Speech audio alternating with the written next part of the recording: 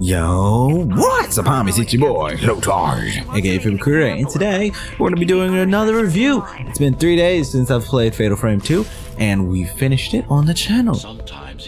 Now it's time to finally review Fatal Frame 2, The Crimson Butterfly. Now, if it's your first time here is the table of contents for this video. It'll be in chapters, so you can skip on through this if you want. And know that this does have spoilers, so if you're trying to watch this and play the game and you're trying not to get spoiled for the game, I'm sorry. Yeah. Anyways, this is what we're going to be going over, the table of content, blah, blah, blah. And I think it's about time. Just go ahead and hop right into the review. Although they can be much more dangerous than electricity. Alright, first let's start with the story. Now, the story in between the two games, I'm going to be talking about Fatal Frame 1 in this. I have its own section, as you saw, but I'm going to probably constantly reference it as well. In this one, the story I felt had so much more depth. It was deep. You ever have one of those stories where it's just constantly hitting you inside the face? It was like boom, pow, pow, hit me with like a 5-piece at the end of the goddamn game, because it was like, ooh, turn, ooh, that might have been the turn, but how about this little sauce right here? Just it was like eating a whole meal at like a 3-star restaurant. 3-star. I wanted to say 5-star, but then my mind stopped working because I'm looking at something on my fucking screen. So anyways, you know what I meant. Anyways, overall, the story had so many more layers of depth to it that I think made this story, not even comparing, it's just a great story. During most of this game, we spend our whole time chasing after our sister Mayu, who gets hypnotized? Enchanted? Possessed? It's really hard to fucking tell because we see two entities constantly. It's her and then the ghost. But pretty much always in some weird trance-like state, going away from us, and she literally puts Mario almost to shame with how much that we have to chase after her in this goddamn village. She makes Mario look like child's play with how much he's been going after princesses and castles. It's so many times it almost doesn't compare. Now, the story, while you're chasing after her, you're trying to figure out what also is going on in this village. This is all God's village, the village, and no one leaves. Yet we decide to enter it for whatever God knows reason. And, of course, like the title would, it would explain, we have some trouble trying to fucking leave it. Just like the other game, we run straight into basically spirits / ghosts, whichever you want to call them. And we have to try to exorcise them also while trying to leave. As soon as we try to leave, our sister ends up getting possessed and runs away. We have to spend time trying to find her and bust her out constantly. And ultimately, that's the story in a very bad synopsis sort of way. Is that we're trying to leave the village and we keep getting attacked. Now the story of the village itself is where you get the meat and potatoes, so you get the actual meal just about, ooh, goddamn, ooh. So, at this village, they're having a constant ritual. We don't know when the last one was in terms of years, but we know that they have a ritual, and during the ritual, they have to sacrifice 2 twins. Well, two twins. They sacrifice the twins. The twins go through a weird ritual, and I'm not going to go over a lot of it here because I want you to go either play the game or watch mine. Overall, though, the story was constantly up in your face. It was like punching you all over. It was like basically getting punched around because the story was really good. And it was like, here, take this information. It was never too much, though. I think, there's that weird balance of ooh, that's too much information, and it hurts your head, or you're like, oh, I don't understand. And then there's that, ooh, that was nice. I understand what's going on. And there was a little bit extra in there that might have piqued your interest, where you're like, okay, wow, I don't know what that spice was, but it tastes pretty good. What the fuck is that? It had that little spice to it. In the ending, there's 2 endings to the game. I got both of them. There are more technically because they did some renditions of this game for the Xbox. I played the PlayStation emulator. Do support the game. I do that, but I don't have a PlayStation, so I just bought it and then went, ooh, emulator. Anyways, The beauty of it is you want to go through the game multiple times. On the Wii, the Xbox, and the PlayStation, the original ending that you get in the game is the canon ending that goes on to Fatal Frame 3. The story, in an overall rating, I think, is a solid 4 out of 5. I made it 4 out of 5. If not 5 out of 5, the only reason I'm not gonna give it 5 out of 5, I think, is because, it is sort of complex, like I said, but it isn't too much in your face, and it is also, you have to sort of look for it to some degree, you know, like not on the same levels of like searching for lore in like Dark Souls 1, but if you're not clicking on everything, sort of like how you used to in like an older S game or like an RPG-esque game, then you're not going to find all the books or diaries. You'll find some of them, but you're not going to find all of them. So some of the lore might skip by you, and you do have the option not really to listen to things such as the radio, which will give you more insight onto the ghost even after you've defeated them. So overall, I think it was great. It's presented nicely. The only reason I think I'm gonna give it a 4 other than a 5, I'm trying to think, because I said 4 and now I'm like arguing with myself in my mind of just why isn't it a 5? You ever done that? You're like, ooh, it's a 4. Then you're like, I don't know, man. I think I'm gonna give it a 5. Yep, I'm changing it. It's 5 out of 5. Boom. Next, the scare factor. Scare factor. This game did it fucking right. It's been a while since I've said that. This game scared me in a lot of different ways. It's the first time in a while that I could say I played a game and then instantly was like, ooh, it has that little bit of like tension, atmosphere, the atmosphere, the suspense, the tension, it was goddamn gorgeous. I scared myself a couple times. We don't talk about that, but overall the game did really well at always keeping this atmosphere around it, and you knew what was going on. And it was, even in some of the ones where it was like maybe more predictable scares, they weren't bad in any way. And it definitely focused more on the tension of it rather than just drawing you in with like there's a jump scare. Ooh, I scared the fuck out of you, didn't I? It was very much like, ooh, I wonder what's going to happen. And then maybe now, maybe, ooh, I wonder if something's going to happen. I wonder. And then bam. No. You thought something happened. Nothing happened. A doll fell over. Don't worry about it. No big deal. The small things in the game really helped, I think, keep this sort of like scare in there. And then the ghosts themselves also helped. And the radio, I think, also like encapsulated it a little bit. Because sometimes they would be like, kill me. And a little bit of that kind of stuff. So, scare factor, solid. Solid 4. The only reason I'm not going to give scare factor a little higher is because I felt like I had just a little bit too much healing items. So in the healing item part of the game, for the most part, you didn't really use them, or at least I didn't use them until near the end of the game. That was really when I ended up using. I got herbal medicine very early on, sacred waters. I didn't even use sacred water till the very end of the game. That's when I truly started using them. My magic mirror, I got that I think chapter 1 or 2, and I never got another.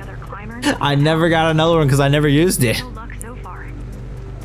I ran into other magic mirrors, but I never used my first one, so it was like, oh. And I believe I had like 30 herbal medicine at one point. I know at the end of the game I had like 20. No, like 16, 13, 12, somewhere in that range, and like 6 sacred waters. So if it was slightly dialed back, it'll probably be, I think, dialed back on hard mode because the ghost will be a little harder.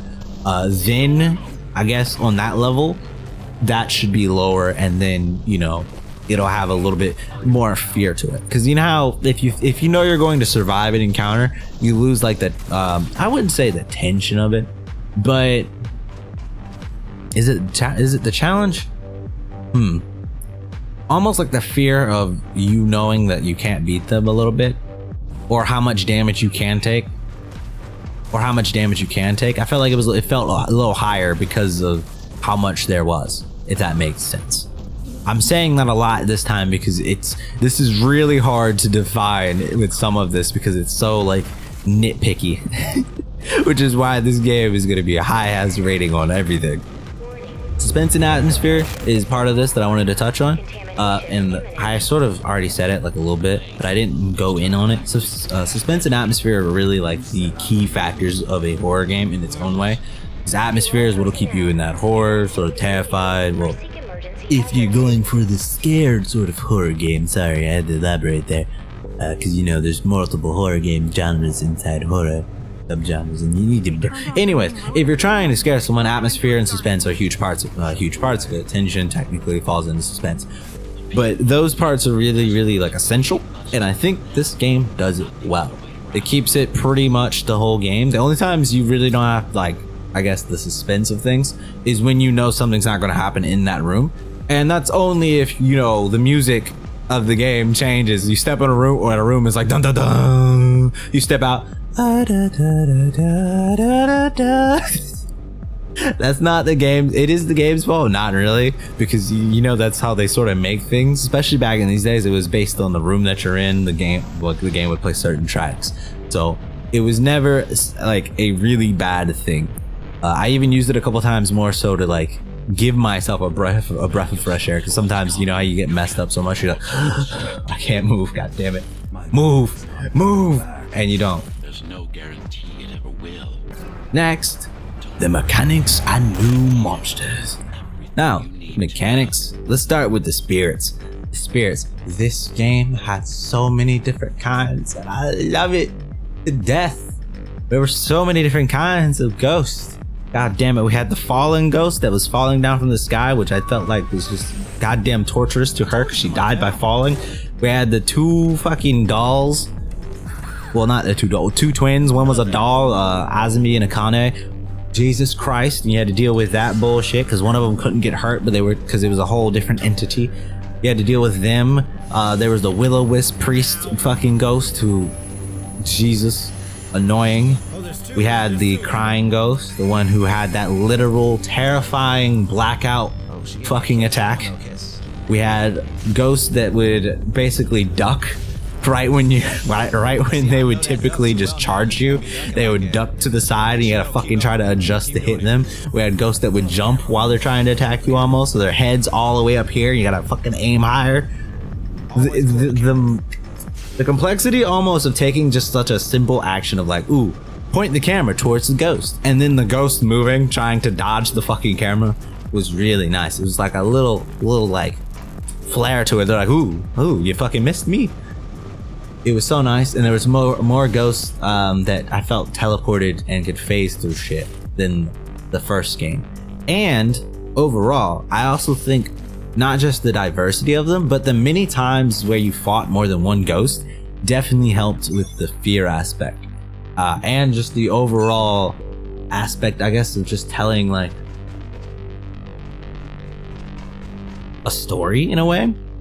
Because it wasn't like in the first game, I feel like we only got attacked by like two people, I think 3 or 4 times. Whereas in this one, it was like, oh shit, there's 4 ghosts, respond. And then we had literally the twins. Like there was multiple times where it was like, oh shit, there's multiple ghosts, I gotta deal with this. And I liked it because it added to that like scare, but it also was like a different feel instead of it being always one singular ghost. Next, when we talk about the mechanics, we're going to talk about the camera and mainly the camera and a little bit of the radio, because those are the main things that were slightly different in this one.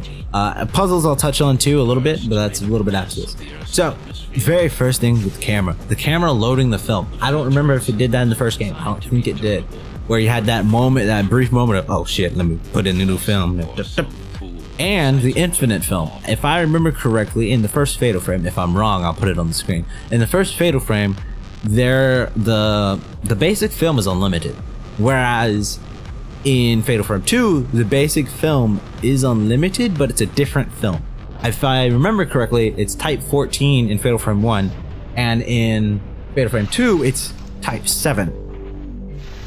So you had it be extremely weaker, and it almost made you have to manage it a lot more. I didn't have the issue of recognizing this problem until like in the very end of the game, where I realized, oh my god, I used all my basic film and now I actually have to fucking deal with the fact that I do piss poor damage and I'm tickling spirits to death.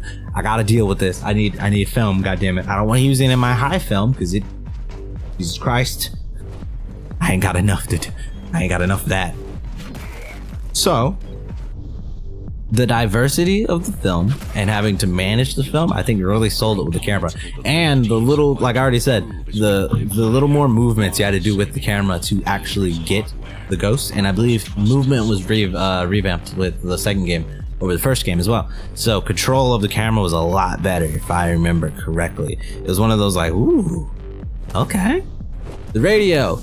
I touched on the radio a bit earlier. It adds a little bit more depth to your spirits, you know? You get that little bit of like, ooh, you get where their mind was at. It was also used to figure out where what was on Mayu's mind when she was possessed.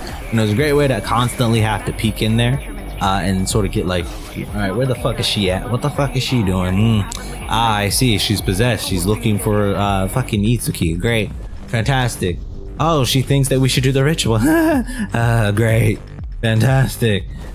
So that was always the little like nice off to the side thing that you could do after you beat a ghost a certain amount of times. I don't even think it was a certain amount of times. I think it was after you beat an area, if memory serves correct. You ended up getting their stone, and it was like, oh cool, you listen, figure out what they were. And then at the very end of the game, on top of that, they added a little bit to like the fear factor, and it sort of always did, because the ghosts would sort of you would get their story of how they became ghosts, so how they died, and it was great. I think it really added that little bit of depth, not only to like the character or ghost that you just breed in a way, but at the same time it added that little bit of like extra sweetness, I guess, to like, and sweet bitterness, sadness to the ghost itself, right? The puzzles, I never truly had a problem with any of the puzzles in this game. However, getting lost was a goddamn problem. I guess that's the problem with every game, right? You just like run around. Oh, where the fuck am I? I remember I got lost for like 2 hours on ends, maybe like 4 or 5 times in like one building, and I'm like, yo, I've seen this whole building so many times now. But the puzzles overall, they gave you pretty much every bit of info for you on the puzzle, pretty much in the game. I believe the puzzles were a little harder in the first one, if memory serves correct, because they got rid of the mechanic that you had on doors. I almost forgot that. They didn't do that in this game. We had a different locking system, if memory serves. It was just like, ooh, the door's locked. Ooh, a mystical force is holding the door. Oh, deal with it. The mechanics and monsters and puzzles. Rating. 5. Solid 5 all around, pretty much. God damn it. So for this one, there's literally almost no criticism for the rating 5. It's the great puzzles. I love the diversity, and the mechanics were nice. We had that little swap up with everything was so good. Now, I've sort of been doing this the whole time, but we're going to wrap it up with a comparison to Fatal Frame 1. I already sort of touched on it with the story. The story of the game is it's very, very different to me. I don't know why. I don't know why the second one's more memorable, but to me, I think it's that little bit of depth with us seeing the other twins, but I'm not 100% sure if that's it. But I'm going to say that's the reason, is we had more in depth with the twins, and every ghost felt like it had a purpose, if you know what I mean. It's one of those where like every enemy you faced, you felt like, ooh, I know why they're fighting me, or ooh, they might be bothering me for this reason, and then you sort of get like an understanding of the ghost, of how they died, and it gives you an idea of why they're still doing something, or why they may be like, kill me, or I don't want to kill, and all this, like their little spats while they're also a ghost. You can understand them and understand where they're sort of coming from as a character, despite them just being like an enemy that you face. I really like that. It was like a little bit of depth to something that normally I guess you would need some depth to it. And I think that exists in the first one, but I don't know if it just didn't seem like that to me. If we go into the scare factor here, the crazy thing with the scare factor is, I have to say it, Mara's delusional. I'm stupid. the second one was that.